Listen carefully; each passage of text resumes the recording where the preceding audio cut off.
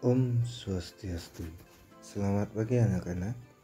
Ketemu lagi dengan saya Ketut Wijayana dalam pembelajaran Bahasa Indonesia di kelas 9. Kali ini kita akan membahas tentang aspek kebahasaan dan bagaimana menyajikan dari teks cerita inspiratif.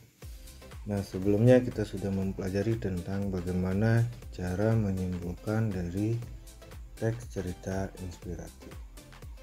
Ini pembahasan selanjutnya. Baik, kita mulai saja dari aspek kebahasaan teks cerita inspiratif. Ini terbagi atas 3 yang kita akan bahas. Yang pertama itu adalah kalimat deskriptif, yang kedua kalimat ekspresif, dan ketiga atau yang terakhir adalah majas. Kita mulai yang pertama, kalimat deskriptif. Apa sih sebenarnya yang dimaksud dengan kalimat deskriptif? Kalimat deskriptif adalah suatu kalimat yang berisi pemaparan ataupun penjelasan yang sifatnya rinci dan jelas. Pemaparan atau penggambaran pada kalimat deskripsi ini umumnya melibatkan kata-kata yang bisa memberikan pengalaman indera pada pembaca atau pada pendengar kalimat. Berikut disajikan contoh dari kalimat deskriptif. Contoh yang pertama, motif batik pada kulit ular sanca adalah perpaduan warna hitam, coklat, dan putih. Jadi ini menggambarkan bahwa kulit ular sanca itu seperti motif batik yang dipadukan yang adalah warna hitam, coklat, dan juga putih. Nah, yang kedua, rumahnya sangat besar dan mencolok karena warna cat temboknya merah pekat. Jadi rumahnya itu terlihat besar dan mencolok karena warna catnya berwarna merah. Terus kita lanjut pada kalimat ekspresif. Kalimat ekspresif merupakan kalimat yang memberikan gambaran atau menyatakan perasaan yang dalam yang dialami pada suatu saat yang penyajiannya secara terang dan sifatnya spontan. Nah, berikut disajikan contoh dari kalimat ekspresif. Yang pertama, sebenarnya aku merasa sangat berat hati dengan keputusan musyawarah itu. Tetapi itu sudah menjadi keputusan dan akan kulakukan sebisanya supaya rencana itu berhasil.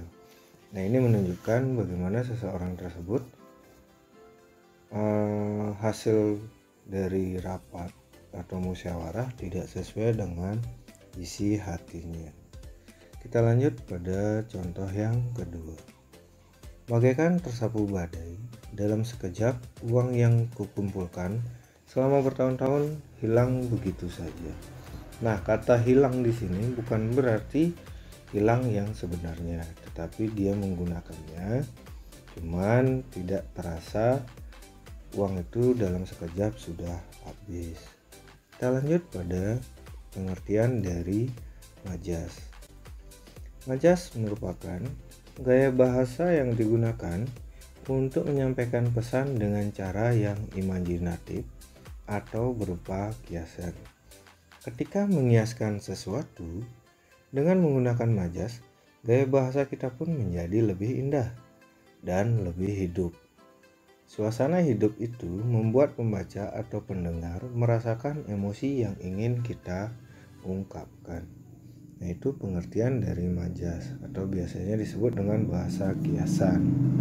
Kita lanjut pada contoh dari majas.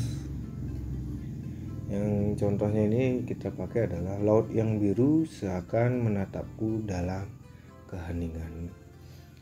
Nah, ini merupakan salah satu dari macam majas perbandingan. Nanti kalian bisa mencari lebih tahu macam-macam dari majas. Baik, kita lanjut saja pada bagaimana cara menyajikan teks cerita inspiratif. Langkah-langkah yang pertama itu adalah menentukan tema dan topik.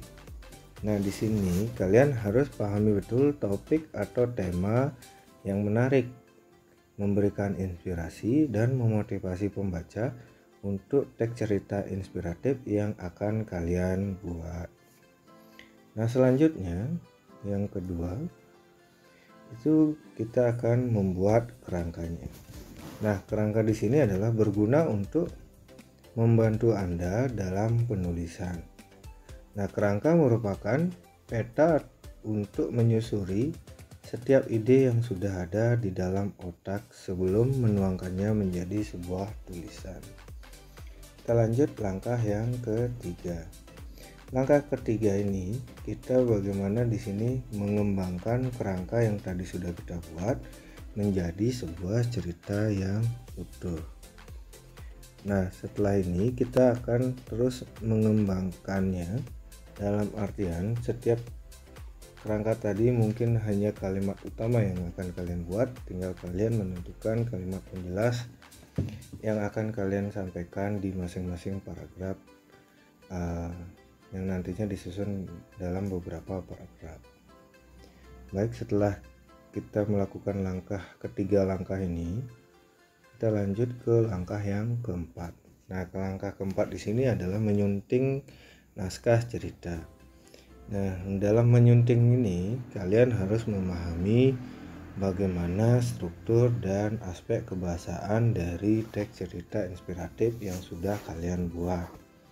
Nah, kalian bisa berpedoman pada pedoman umum ejaan bahasa Indonesia. Nah, ini kita bisa melihat bagaimana ejaan, kata, kalimat maupun kesatuan dan kepaduan antar paragraf yang kalian buat di dalam cerita inspiratif.